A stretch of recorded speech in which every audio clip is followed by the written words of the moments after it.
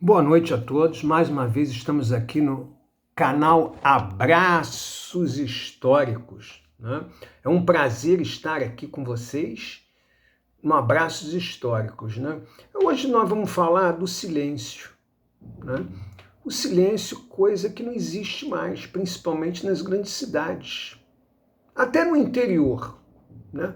Mas eu moro na grande cidade, vamos falar das grandes cidades, né? Você não tem mais silêncio para nada, meu irmão. Nada. Né? O silêncio é importante porque Deus está no silêncio. Você está no silêncio. O seu interior, a sua personalidade, o seu íntimo está no silêncio. O silêncio traz paz. Né? Quando ainda lá no início do século XVI, com a Reforma Protestante, que foi uma das coisas mais importantes de toda a história, né? Eu não vou falar de Reforma Protestante, né? Vocês vão entender aonde eu quero chegar. Né? Com a Reforma Protestante, o passar dos anos, né? Chegando até hoje, 2022, né? Nós temos aí as igrejas reformadas, evangélicas. Né? Eu ouvi uma vez de um pastor evangélico, um pastor presbiteriano, né? Uma coisa muito bacana, né? Ele dizendo que a gente tem que assumir que houveram algumas perdas. Né? O catolicismo, por exemplo, ele cultiva muito mais o silêncio do que o mundo evangélico. Né? Se você for numa igreja evangélica pentecostal, nem pentecostal, não existe silêncio, meu irmão. É uma gritaria o tempo todo. Aleluia, glória, não sei o quê. Não tem silêncio. Né? Você é perturbado o tempo inteiro pelos vizinhos, né? Você é perturbado com o barulho do trânsito, com excesso de buzinas e principalmente com as caixas do inferno, que são aquelas caixas aí vendidas nas lojas de eletrodomésticos, Casas Bahia e etc., né? Que você compra e a perder de vista. Né? E aí que você põe lá o Bluetooth.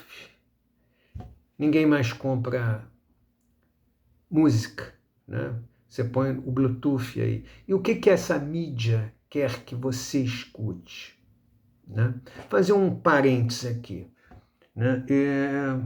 Eu conheço favelas, algumas. Eu conheço a Cracolândia como a palma da minha mão.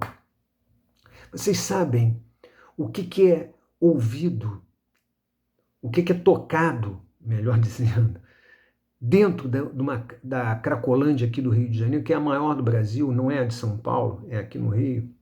Né? Você sabe o que se escuta dentro da Cracolândia? 3 ritmos, mas um predominante. Funk, da pior qualidade. Quer dizer, como se houvesse funk de boa qualidade. Né? Isso não existe. Aliás, na minha visão, na minha opinião, não é música. O máximo de boa vontade é um ritmo. Porque para ter música tem que ter 3 coisas: harmonia, melodia e ritmo. O funk não tem melodia. Não tem melodia, né? E o mais estranho que o mesmo som que é tocado dentro da favela, das Cracolândias, funk, se você vier para o asfalto, se você começar a andar nas ruas da Zona Norte do Rio de Janeiro, você vai ver que em muitas casas está tocando a mesmíssima música que toca nas Cracolândias. A mesma, né? A mesma. Por que será, né? Tem que pensar um pouco, né? Eu disse que eram 3 tipos de músicas que tocam. Um é o funk, o outro é o pagodinho, aquele pagodinho sem vergonha, né? Deixa acontecer naturalmente. Esse aí não é dos piores, não. Né? Ou aquele forró que não é forró, que só tem teclado, aquela coisa enlatada, horrorosa, meu irmão. Só se escuta essas 3 coisas. Porque é o que a mídia eletrônica, é o que a mídia digital, é o que a mídia radiofônica quer que você escute.